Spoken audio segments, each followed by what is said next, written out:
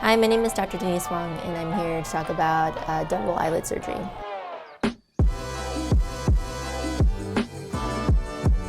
There are two main techniques that you can use to achieve a double eyelid crease. One is a non-incision or suture technique, and the other is a full incision technique. The suture technique involves placing a permanent, very fine suture within the eyelid to create the double eyelid crease. Patients typically who are candidates for this surgery, those who prefer a more natural, smaller double eyelid crease, and they typically don't have a lot of excess skin or excess fat and really not much ptosis or heaviness to the eyelid.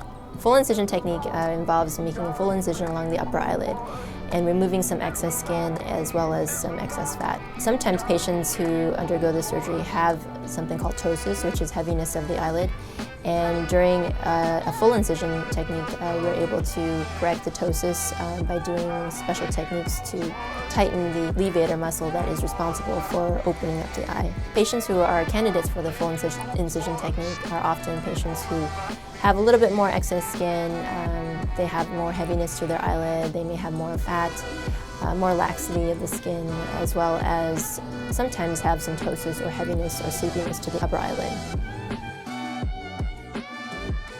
I think both techniques are common. It really depends on the patient and the patient's preference. Some patients would prefer doing a non-incision suture technique because they don't want a very dramatic upper or double eyelid. In addition, suture technique doesn't involve a full incision, so the chances of scarring is minimal. With the full incision technique, you are making an incision and removing skin and fat, so there is a scar that forms along the upper eyelid. This scar actually heals very nicely because it hides within the crease itself, the double eyelid crease itself, so it's not noticeable. The scar actually helps reinforce the double eyelid crease.